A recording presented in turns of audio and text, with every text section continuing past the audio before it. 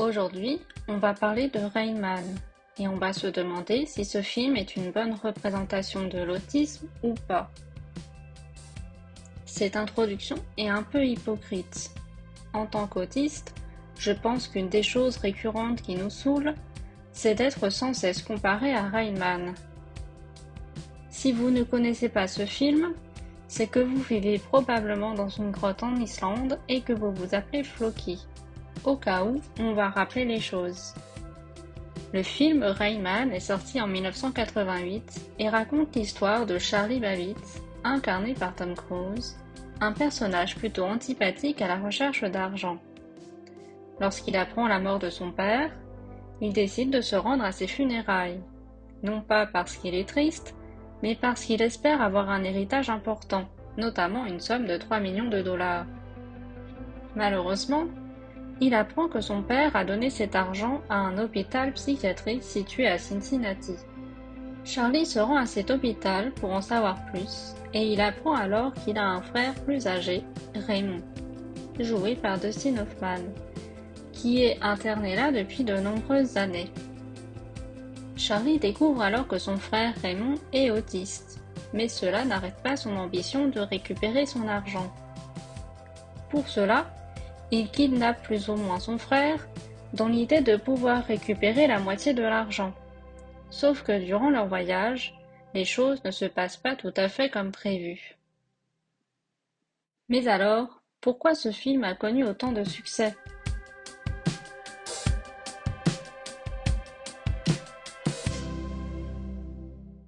Lors de sa sortie, Rain Man a connu un grand succès. Il a rapporté près de 355 millions de dollars dans le monde et il a remporté beaucoup de récompenses. Oscar pour le meilleur film, meilleur acteur, meilleure réalisation, meilleur scénario, mais aussi 2 Golden Globes. Il a eu même son propre fandom. Les acteurs et le scénario sont plutôt bons, mais surtout l'histoire racontée est empreinte d'une résonance émotionnelle forte. Au début du film, on se retrouve avec un Charlie narcissique et égoïste qui se retrouve subitement confronté à quelque chose qu'il ne connaît pas, l'autisme. Pendant tout le film, on le voit confronté à toutes ces difficultés et emprunter le chemin de la compréhension de son propre frère, pour qui il va développer un réel amour. L'histoire entre ces deux frères qui se rencontrent à l'âge adulte porte un message, celui de l'importance de la compréhension de l'autisme. D'une certaine manière et par certains aspects, Rain Man est moderne. Il faut recontextualiser pour comprendre. En 1988, l'autisme est inconnu de la plupart des gens. C'est une condition connue que de quelques spécialistes à travers le monde, et les connaissances sur l'autisme à cette époque étaient bien éloignées de celles d'aujourd'hui. Beaucoup de personnes à cette époque n'étaient pas diagnostiqués autistes du fait de cette situation.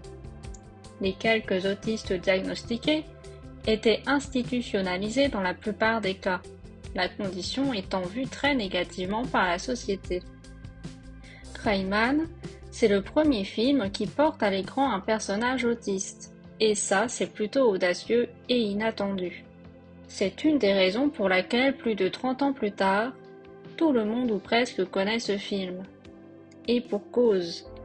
À la suite de la sortie du film, les spécialistes de l'autisme ont vu les demandes de rendez-vous exploser. Beaucoup de familles et d'autistes ont écrit aux scénaristes pour exprimer leur bonheur de voir un personnage autiste dans un film, ou expliquer comment le film leur a retiré la honte qu'ils avaient, ou pour signaler qu'ils ont été diagnostiqués grâce au film.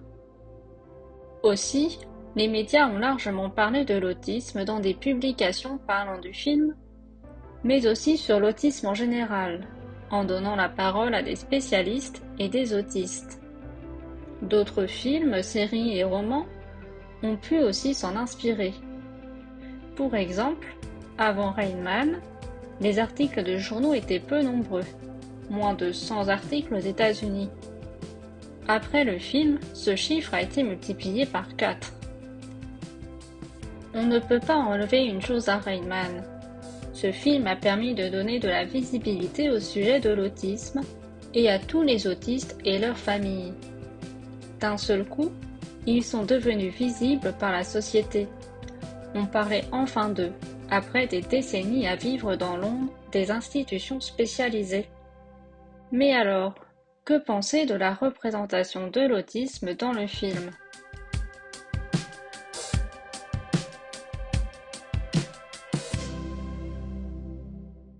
Ceci posé, on va maintenant voir ce que vaut la représentation de l'autisme dans le personnage de Raymond.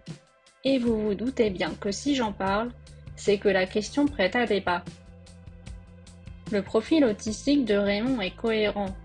Tout ce que dit ou fait Raymond retranscrit bien le malaise et les difficultés ressenties par les autistes dans leur quotidien. Et cela est fait avec une forme de respect, car on voit des choses du point de vue de Charlie qui découvre au fur et à mesure l'autisme de son frère. Raymond a des difficultés dans les interactions sociales et la communication. Il ne regarde pas dans les yeux quand il parle aux gens, et a tendance à ne pas rester en place. Il marche rapidement ou va d'un endroit à l'autre en pleine conversation.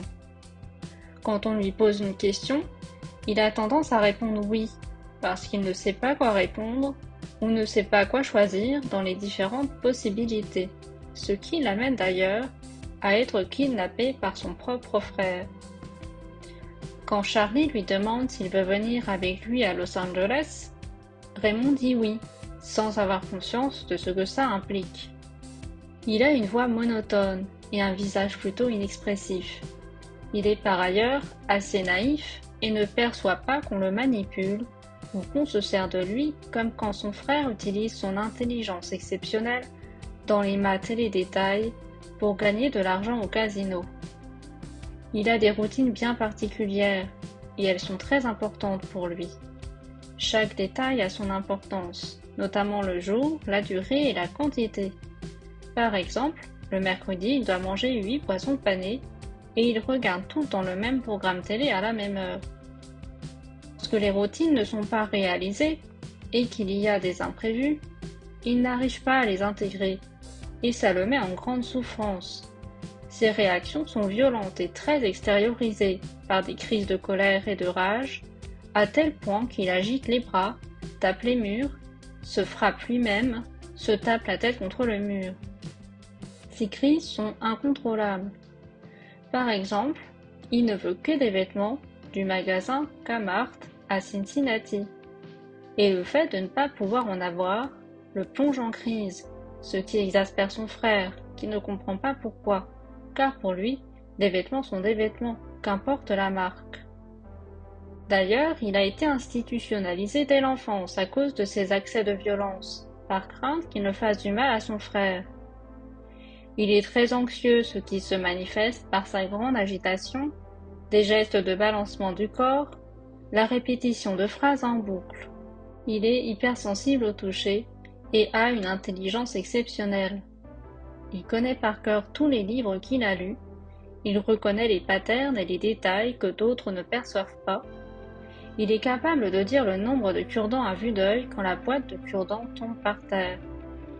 Il a des capacités de calcul mental exceptionnelles. Dans sa représentation de l'autisme, le film Rain Man met donc en avant l'inadaptation sociale de Raymond, mais également ses capacités intellectuelles extraordinaires qui impressionnent son frère. Donc techniquement, le personnage de Raymond est cohérent en tant qu'autiste. Les critères présentés là se rapportent à des critères connus de l'autisme. Par ailleurs, pour la réalisation du film et de ce personnage, le scénariste Barry Morrow et l'acteur Dustin Hoffman se sont inspirés de leurs expériences personnelles. Ils ont rencontré beaucoup de personnes autistes ou atypiques, ont parlé à des spécialistes de l'autisme. Mais, car oui, vous vous doutez bien qu'il y a un mais. Quel est le problème alors ?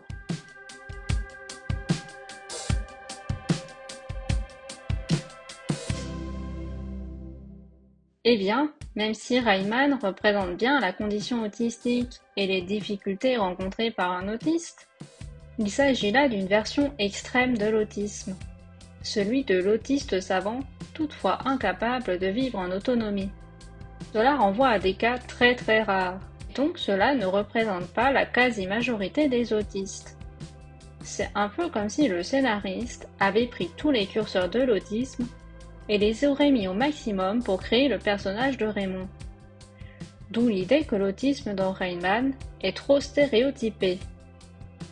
Il y a une certaine tendance dans la représentation de la santé mentale dans les œuvres de fiction, que ce soit des films, des séries ou des livres. Cette tendance, c'est celle de faire des représentations extrêmes des conditions mentales. Pour que cela parle au spectateur ou au lecteur, ça doit être gros comme une maison. Au mieux en véhiculant donc des préjugés, en ne présentant que des cas extrêmes, ou au pire en répandant des fausses informations. C'est le cas pour l'autisme. Citons au hasard les très mauvais exemples, le film Hors Norme ou la série Good Doctor. Notons que bien souvent, ces productions sont réalisées par des personnes non autistes, pour des personnes non autistes. La réalité ne leur parlerait pas, donc les réalisateurs utilisent ce qu'ils pensent savoir pour en faire quelque chose de sensationnel. L'autiste savant, c'est sensationnel. Ça impressionne toujours et ça fascine. C'est vrai qu'être capable de compter à vue d'œil le nombre de cure-dents par terre, c'est très utile. Ce type de capacité est vu comme une espèce de pouvoir magique, et bien souvent, on trouve un moyen pour mettre à profit ce talent dans l'histoire racontée ou pour la société. Je ne parlerai pas des livres type thriller qui utilisent des maladies mentales dans leurs livres pour rajouter à l'horreur, au hasard la schizophrénie ou le trouble dissociatif de l'identité, mais je digresse. Lorsque le docteur annonce que Raymond est autiste, il dit que les autistes ne communiquent pas pour la plupart, mais que Raymond a un haut niveau de fonctionnement. Ce qui n'est pas tout à fait juste. Encore une fois, ce n'est pas faux, mais on généralise cette donnée à tous les autistes à tort. La dernière chose gênante est l'idée que les autistes doivent être mis dans des institutions pour leur bien. Charlie voulait en effet garder son frère avec lui, mais il finit par prendre la décision de le remettre à l'hôpital en se disant que c'est le seul endroit qui permettra à Raymond d'être bien. Cette idée perdure encore aujourd'hui dans l'imaginaire des gens. Les autistes ne peuvent pas être autonomes et vivre seuls. Ils peuvent même être dangereux, comme Raymond lors de ses crises. Au lieu de comprendre, on considère l'individu malade et on le met en institut spécialisé. C'est encore le cas pour certains autistes, mais la majorité des autistes vivent en totale liberté. Désolé si cette information vous fait peur. Et même si on a des difficultés au quotidien, on peut vivre en autonomie. Mais du point de vue d'un non-autiste, c'est plus rassurant de les voir en institution.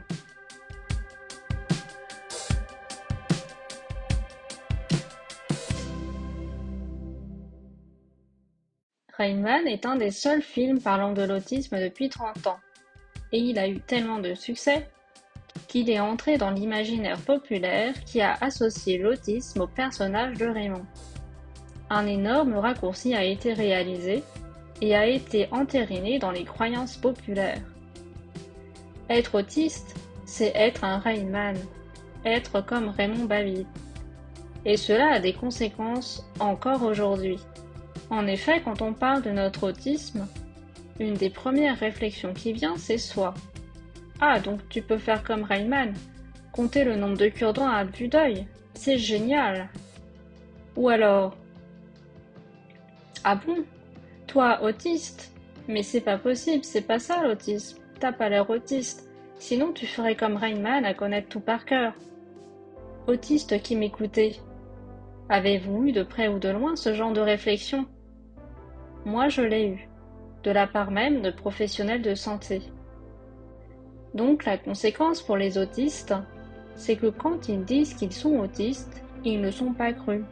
Ou alors, on leur prête des pouvoirs quasi magiques qu'ils n'ont pas.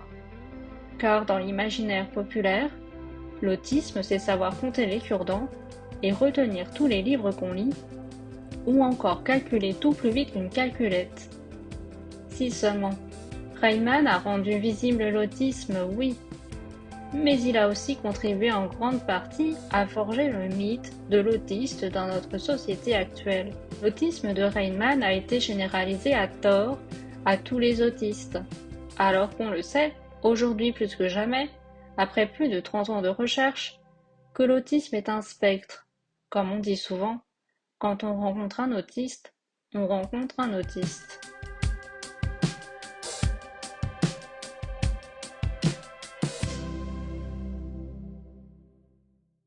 Une question que je me pose maintenant, c'est de savoir s'il est possible de représenter l'autisme sans tomber dans ce piège du stéréotype et de la généralisation.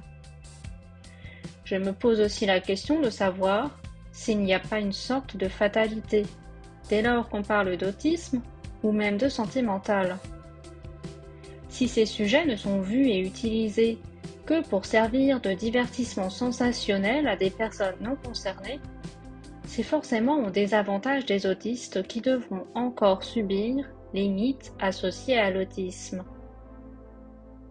Enfin, est-il possible de produire un film, une série ou un roman pour à la fois déconstruire les mythes de l'autisme, rétablir la vérité et divertir tout le monde?